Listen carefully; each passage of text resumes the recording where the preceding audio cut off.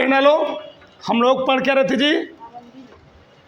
रासायनिक बंधन था, आणविक संरचना। आगे इस चैप्टर का हम लोग पढ़ेंगे सबसे मेन चीज, हिंट डालो, अष्टक नियम। अष्टक नियम,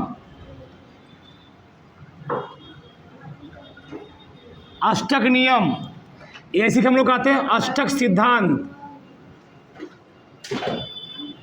अष्टक सिद्धांत, ऑक्टेट रूल या ऑक्टेट प्रिंसिपल, ऑक्टेट रूल,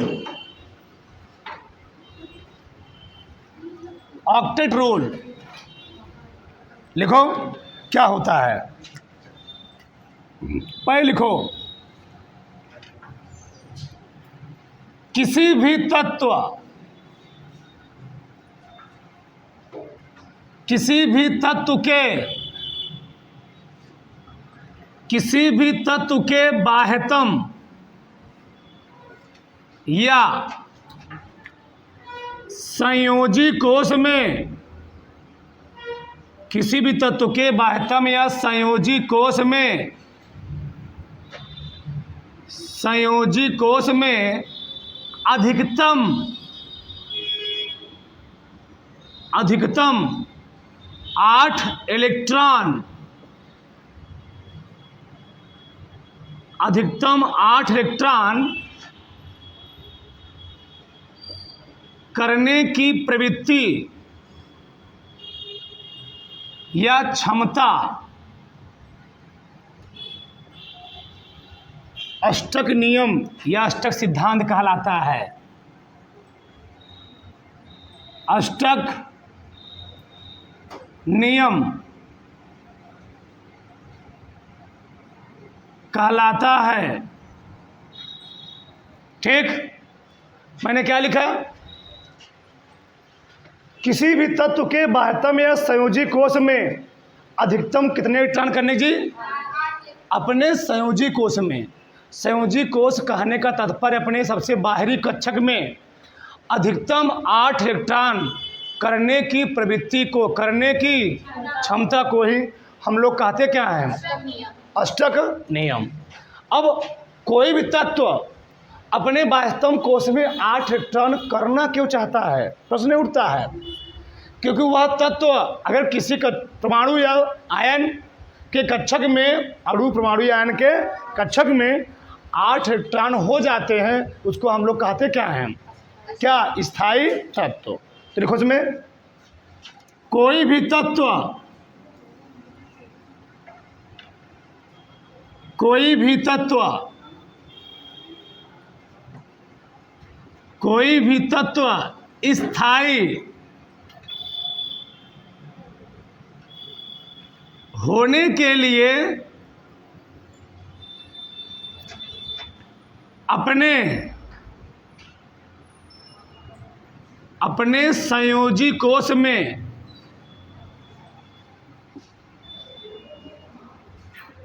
अपने संयोजी कोश में 8 इलेक्ट्रॉन, कोई भी तत्व स्थायी होने के लिए अपने संयोजी कोश में 8 इलेक्ट्रॉन करना चाहता है, करना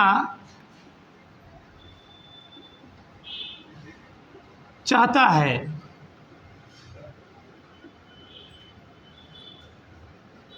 इसके लिए वह, रखो भैया है, इसके लिए वह, इसके लिए वह इलेक्ट्रॉन, इसके लिए वह इलेक्ट्रॉन को या तो ग्रहण करके या तो त्याग करके स्थायित्व को प्राप्त करता है। स्थायित्व,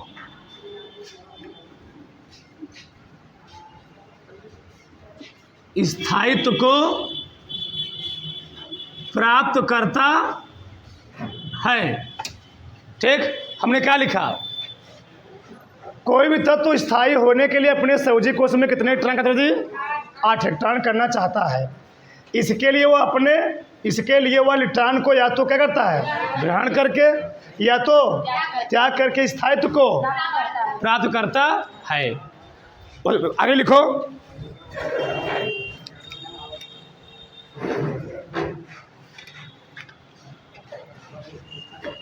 वह इलेक्ट्रॉन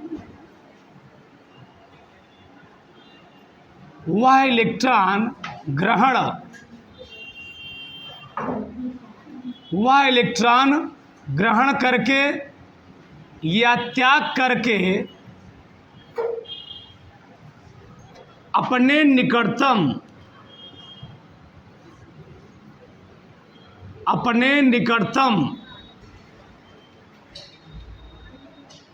अक्रिय गैस जैसी संरचना प्राप्त कर लेता है।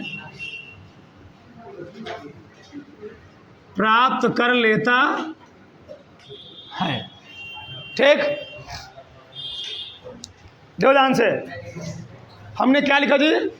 कोई भी तत्व स्थायी होने के लिए अपने संयोजी कोश में 8 इलेक्ट्रॉन करना चाहता है। इसके लिए वह इलेक्ट्रॉन को या तो क्या करेगा, ग्रहण करेगा, या तो इलेक्ट्रॉन को त्याग करके स्थायित्व को प्राप्त करता है। वह इलेक्ट्रॉन ग्रहण करके या इलेक्ट्रॉन त्याग करके अपने निकटतम अक्रिय गैस जैसी संरचना प्राप्त कर लेता है, और वो क्या होता है, स्थायित्व को प्राप्त कर लेता है। ठीक, अब देखो कैसे मैंने कहा, समझाया भी था। ये देखो, हम एकदम सिंपल बात कर रहे हैं, पहले एकदम जीरो लेवल से। जैसे हम बात करते हैं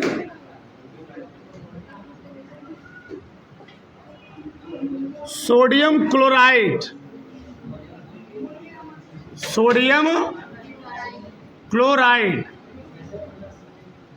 बोलो मत, शांत रहो। एक ही चीज़ पहले समझो, तब चैप्टर एकदम मज़ा आ जाएगा पढ़ने में। ठीक, सोडियम क्लोराइड का फार्मूला होता है NaCl।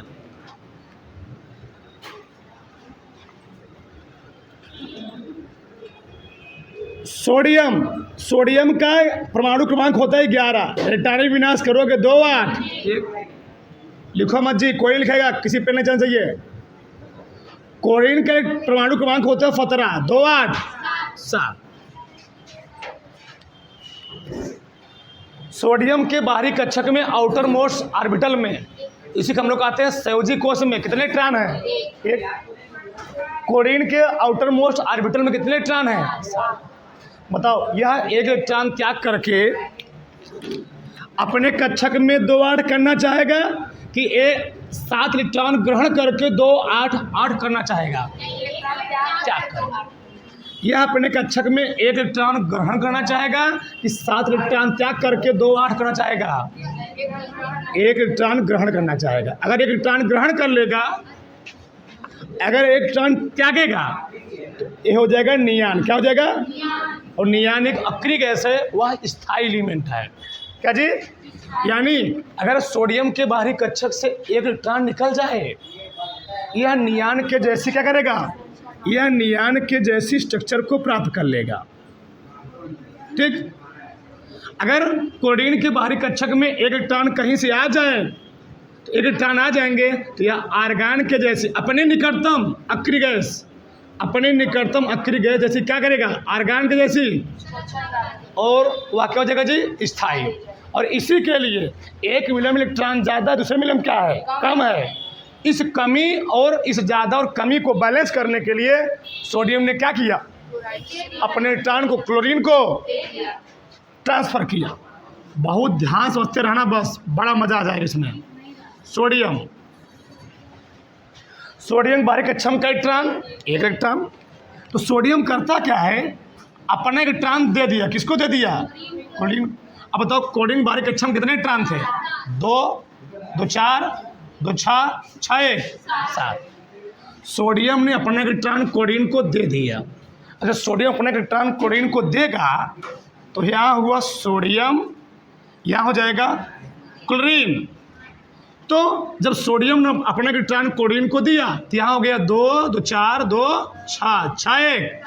इलेक्ट्रॉन किसका गया? सोडियम का। जो इलेक्ट्रॉन अपना दिया उस पर आ गया पॉजिटिव चार्ज, और जो इलेक्ट्रॉन लिया उस पर क्या गया? Negative charge.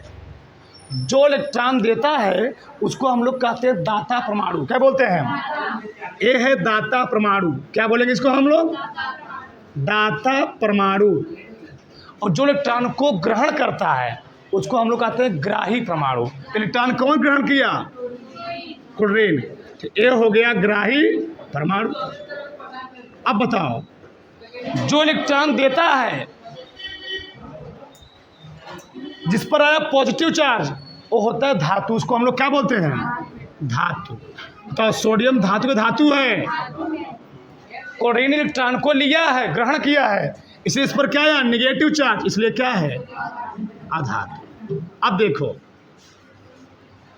इस पर आया पॉजिटिव, इस पर आया नेगेटिव, और पॉजिटिव नेगेटिव मिल करके दोनों क्या बना लिए? एक कंपाउंड N+ और Cl- जुड़ गया, बन क्या गया? NaCl, एक नया कंपाउंड बना। बताओ, दोनों स्थायित्व को प्राप्त कर लिए नहीं कर लिए? इसके बारी कक्षक में 8, इसके बारी कक्षक में, सही है ना? यही है अष्टक नियम।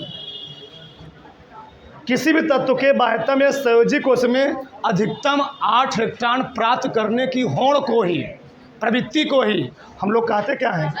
अष्टक नियम। उतरो फटाक से इसको।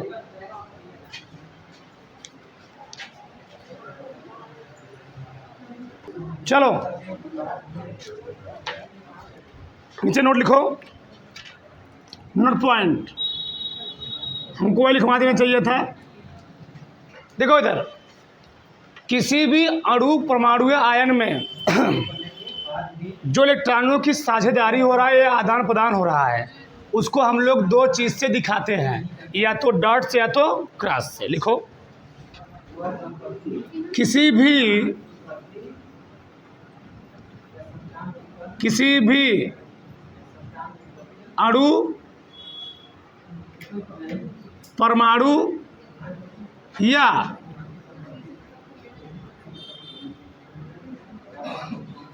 आयन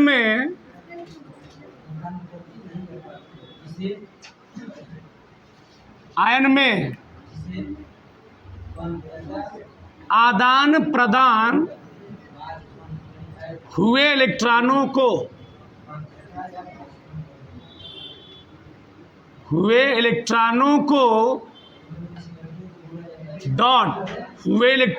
को डॉट ऐसे डॉट या क्रॉस ऐसे द्वारा प्रदर्शित किया जाता है, इसे ही लुईस बिंदु संरचना कहते हैं। ध्यान रहे, विशेष बहुत पूछा गया कई बार। इसे ही लुईस डॉट स्ट्रक्चर, इसे ही लुईस बिंदु संरचना कहते हैं।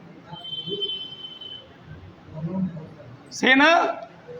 तो जब किसी परमाणु में, चाहे अणु में, चाहे आयन में, जो इलेक्ट्रॉनों का आदान प्रदान हो रहा है, साझेदारी हो रही है, भागीदारी हो रही है, इलेक्ट्रॉनों का दान हो रहा है, उनको हम जिसके द्वारा रिप्रेजेंटेड कर रहे हैं, दर्शा रहे हैं, चाहे दिखा दें डॉट से, चाहे दिखा दें, तो तुम एक कन्फ्यूजन मत रहना, सर जी हम यहाँ से आप डॉट दिखाएं, यहाँ क्रॉस दिखाए हैं, ठीक है ना?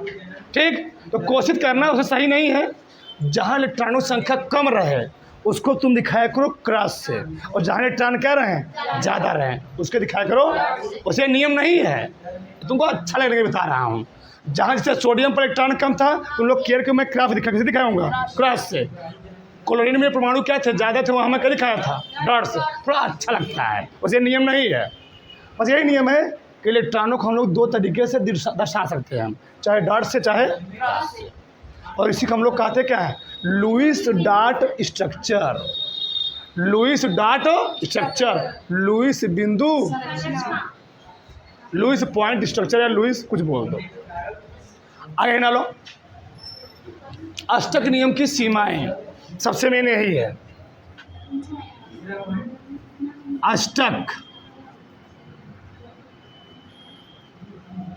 अष्टक नियम की सीमाएं,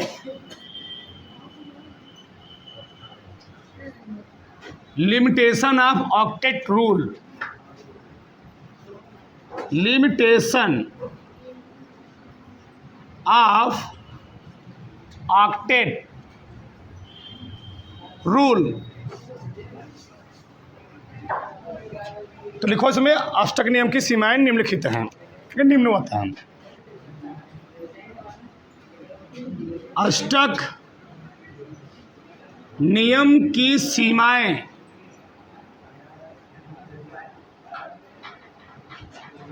निम्नवत हैं, निम्नवत हैं, ठीक। तो अष्टक नियम की सीमाएं क्या हैं जी, निम्नवत हैं। अब देखो ध्यान से, देखो केंद्रीय परमाणु, अब लिखे तुमको लिखना नहीं है, बस शांत हो जाओ। केंद्रीय परमाणु में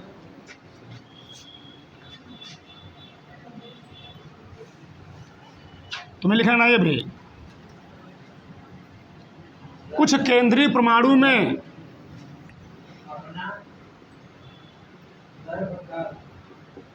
इलेक्ट्रॉनों की संख्या 8 से कम होती है। ध्यान समझो इधर, ऑक्टेट रूल में बताया गया, और ऑक्टेट रूल की खोज भी कौन किया था, लुईस ने। तो ऑक्टेट रूल में लुईस ने कहा कोई परमाणु स्थायित्व को कब प्राप्त करेगा, जब उसके कक्षक में कितने इलेक्ट्रॉन रहेंगे 8। तो हर जगह तो उनका नियम नहीं लागू होगा, कहीं ना कहीं फेल ही करेगा, क्योंकि सिद्धांत है। मैं लिखा था नियम हमेशा सही होते हैं, कि सिद्धांत क्या होते हैं सही गलत होते हैं। तुम लोग पढ़ोगे डाल्टन का परमाणुवाद सिद्धांत बाद में गलत साबित किया गया, बोर का परमाणु माडा सिद्धांत, रदरफोर्ड का परमाणु माडा सिद्धांत बाद में उसमें कमी निकली, उसको गलत साबित किया गया। लेकिन नियम क्या होते हैं सही होते हैं। गुरुत्वाकर्षण नियम, न्यूटन का नियम, नियम क्या होते हैं जी सही होते हैं। सिद्धांत में कमियां होती हैं, उसमें बाद में संशोधन किया जाता है। आगे देखो, पहला कुछ केंद्रीय परमाणु में इलेक्ट्रॉनों की संख्या 8 से, कैसे देखो, ई है बचवा H2 हाइड्रोजन। बताओ हाइड्रोजन के बाहरी कक्षा में कई इलेक्ट्रॉन, इस इलेक्ट्रॉन को मैंने दिखा दिया डॉट क्रॉस से। इस हाइड्रोजन के भी बाहरी कक्षा में कितने इलेक्ट्रॉन होंगे। अब बताओ जब ये दोनों मिलकर के बांडवा बनाए, क्या 8 इलेक्ट्रॉन इसके बाहरी कक्षा में हो रहे हैं, नहीं। तो अष्टक नियम फेल किया नहीं, फेल किया, फेल किया। होने चाहिए 8, लेकिन हुआ कितना, यानी यहाँ पर फेल कर गया। मतलब कुछ मिला ऐसे होंगे जिसमें 8 से कम इलेक्ट्रॉन होंगे, कुछ मिला ऐसे होंगे जिसमें 8 से ज़्यादा इलेक्ट्रॉन भी होंगे। ये आगे से बात करेंगे, यहाँ फेल किया। मान लो आ गया लिथियम क्लोराइड। अब देखो लिथियम का परमाणु क्रमांक कितना होता है 3, बाहरी कक्षा में का इलेक्ट्रॉन 1 इलेक्ट्रॉन, बाहरी कक्षा में 1 इलेक्ट्रॉन। मैंने किससे दिखा दिया इसको क्रॉस से, ठीक। क्लोरीन बाहरी कक्षा में का इलेक्ट्रॉन 7 इलेक्ट्रॉन, अब बताओ, अगर ये अपने ट्रांस को दान कर दे तो चल खाली हो गया ना, तो दान तो करेगा नहीं, क्या करेगा? साझेदारी करेगा। तो साझेदारी कर लिया।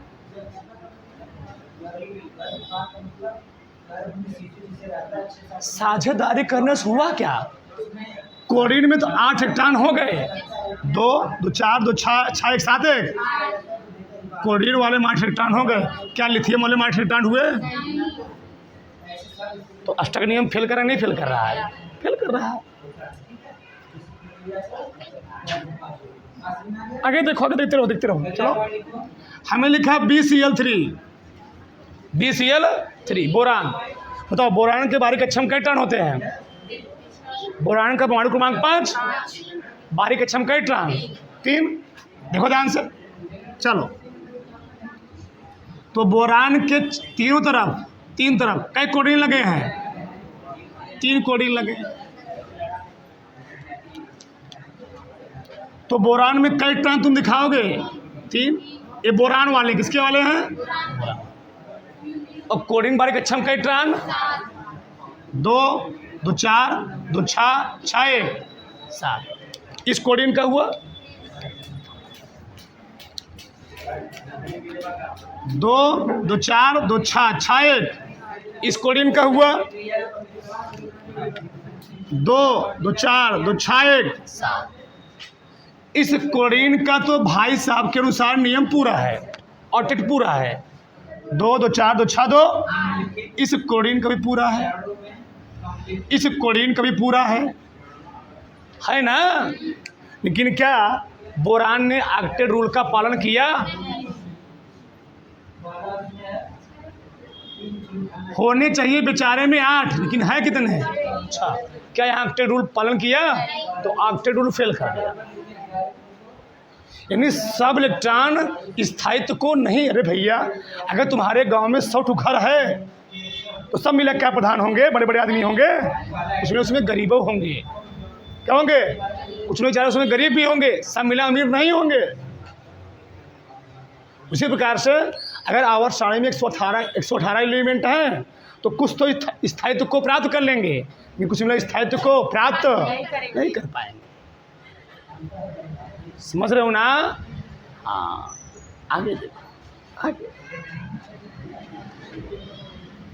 कुछ केंद्रीय परमाणु में, कुछ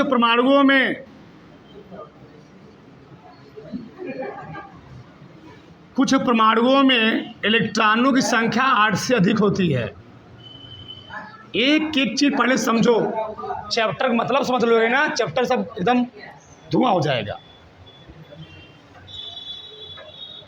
कुछ परमाणुओं में इलेक्ट्रॉनों की संख्या कितनी होती है? 8 से अधिक होती है। 8 से अधिक होती है। जब 8 से अधिक होती है, हमें फेल कर गया ना जी। देखो कैसे, तेजा को नाम सुने हो? आगे सब सीखोगे, ये भी कैसे सब बन रहा है, एक एक चीज सीखोगे। 50 सिखवाएंगे क्लास में यहीं पर। तो कैसे बन रहा है, कैसे क्या हो रहा है। सल्फ्यूरिक अम्ल तेजा S2 SO4, जो सबसे कम होता है उसको रखते हैं बीच में। क्या रखते हैं? ठीक। कई ऑक्सीजन है? 4। चारों ऑक्सीजन से सल्फर को घेर दो। कई हाइड्रोजन है? एक यहाँ लिख दो, एक यहाँ लिख दो। बहुत ध्यान समझना, बड़ा मजा आएगा। देखो ध्यान से, हाइड्रोजन के बाहरी कक्षम कई इलेक्ट्रॉन? इसमें कई इलेक्ट्रॉन? 1। सही है। आगे देखो,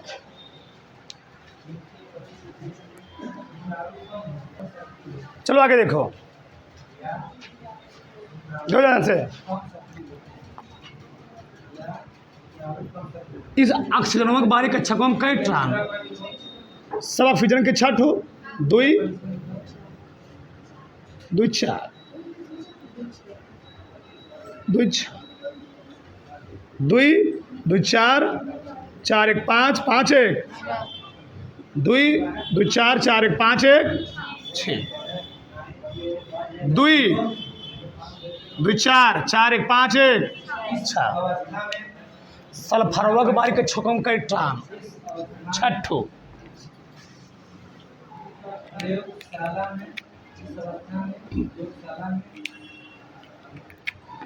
दो ठेया दिखा दिया, 2 ठेया दिखा दिया, एक ठेया एक ठू इस हाइड्रोजन का सही है।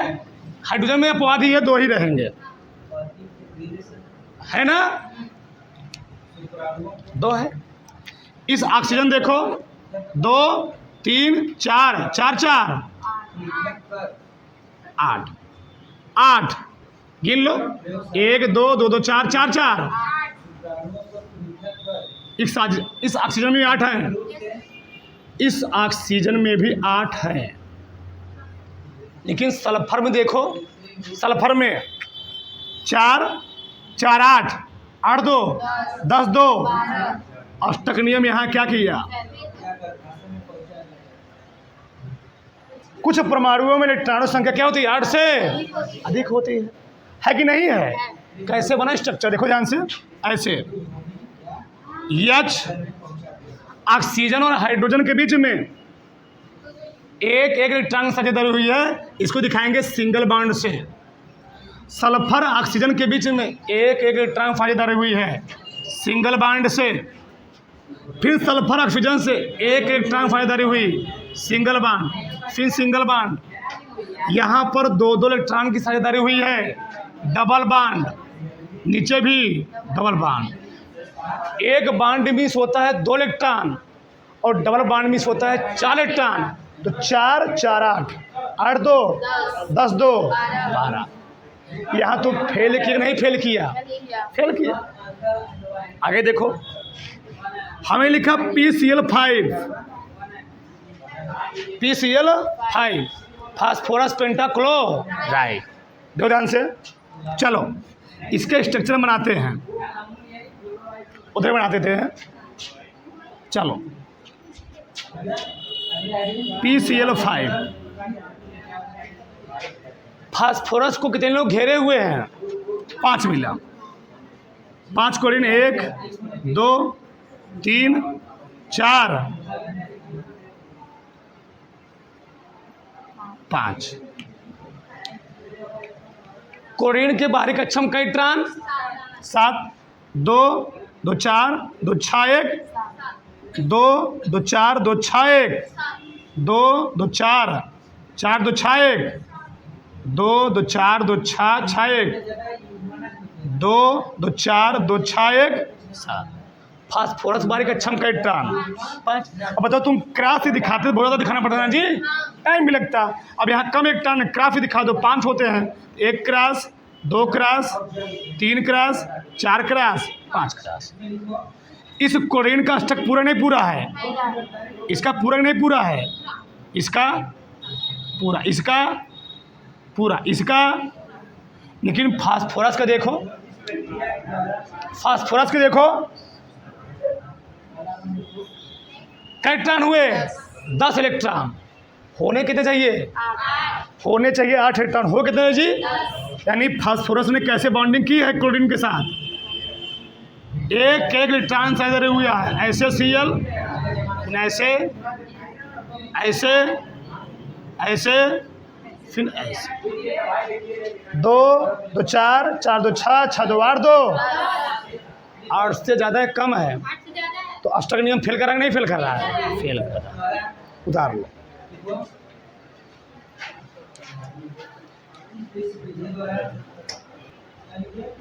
थोड़ा फटाक से। चलो आगे देखो, लास्ट पॉइंट लिख लो, लास्ट तीसरा पॉइंट सर लिखो। जिन यौगिकों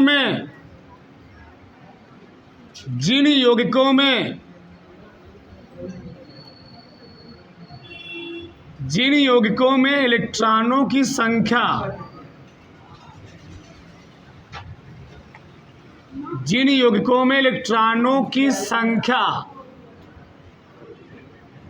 विषम होती है वे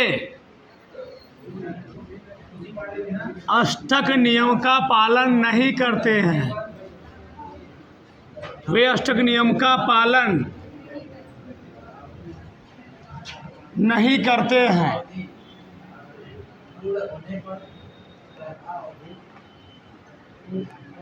नहीं करते हैं, ठीक। जिन यौगिकों में इलेक्ट्रॉनों संख्या होती है विषम होती है, वे अष्टक नियम का पालन नहीं करते हैं। ध्यान देखो इधर, चलो समझो। जैसे हमने लिया एंडो, ये कोई कंपाउंड है।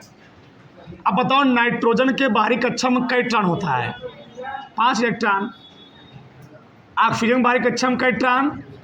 6 5 11। कोई भी कंपाउंड ऐसा होगा, अगर मैं उनके इलेक्ट्रॉनों को जोड़ दूं और इलेक्ट्रॉनों की संख्या विषम आ जाए तो वह जीवन में कभी नहीं अष्टक के नियम का पालन करेगा। कैसे देखो, नाइट्रोजन है, ऑक्सीजन है, तो नाइट्रोजन बाहरी कक्षा में कई, ऑक्सीजन बाहरी कक्षा में कई इलेक्ट्रॉन? 6। तो 6 मान लो, इधर दिखा दिए।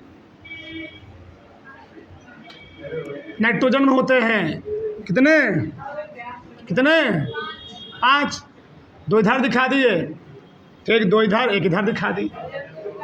तो क्या हुआ, इस ऑक्सीजन को तो पूरा हो गया ना, और तो ऑक्सीजन लेगा नहीं ना, अपने कक्षकों में ऑक्सीजन आठे करेगा ना जी, और तो लेगा नहीं जाएगा। जब लेगा नहीं, बताओ तो इसके कक्षकों में कई इलेक्ट्रॉन हुए? इसको दे दो, ही वाला कट हुए, 2 2 4 4 2 6। क्या इसे कक्षक पूरा है? इसमें तो 8 हैं, इसमें 8 हैं, इसमें 7 हैं। यानी यहाँ अष्टक नियम क्या कर गया? फेल कर गया। बात समझ में आई कि नहीं? कैसे बना स्ट्रक्चर? ऐसे यन ओ 2 है, 2 है, यहाँ 2, यहाँ 2, 1, यहाँ क्या बना? Double bond. 2 इलेक्ट्रॉनों क्या हुई है? साझे। और मैं देख लेता हूँ NO2, ठीक। अब बताओ नाइट्रोजन के बाहरी कक्षा में कई इलेक्ट्रॉन? 5। ऑक्सीजन का ऑक्सीजन है 2 ना जी, 6 दूनी 12 5। इस प्रकार के परमाणुओं का ऑक्टेट कभी पूरा होने वाला नहीं। जब ऑक्टेट पूरा नहीं होगा तो अष्टक नियम पालन करेगा? तो कैसे? नाइट्रोजन, ये ऑक्सीजन, ठीक। चलो ऑक्सीजन के बाहरी कक्षा में कई इलेक्ट्रॉन जी? 6। 2 यहाँ दिखा दिया, 1 इधर ये 8 लेगा ना, जब लेगा, ज़्यादा लेगा नहीं, ठीक। नाइट्रोजन के बाहरी कक्षा में 5, 2 इधर दिखा दिया। इस ऑक्सीजन को पूरा कराने के लिए 2 2 4 2 6, 2 इधर दिखाओ। तो इस ऑक्सीजन में तो पूरा नहीं पूरा हुआ? पूरा हो गया। ये नाइट्रोजन वाला है, नाइट्रोजन वाला। इस नाइट्रोजन का एक ठू यहाँ दिखा दो, एक ठू यहाँ दिखा दो, सही है? 2 दिखा दो, चलो 2 दिखा दिए, एक ठू यहाँ दिखाना पड़ेगा, 5 होते हैं ना। तो इस ऑक्सीजन को तो पूरा हो जाएगा, ऐसे पूरा हो गया ना।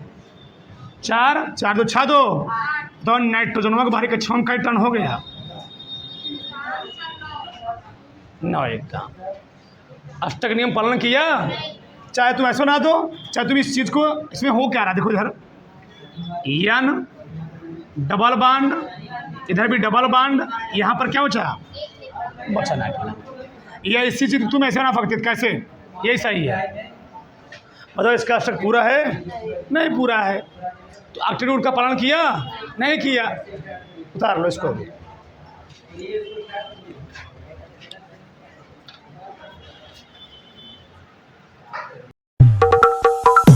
Lights, camera, action.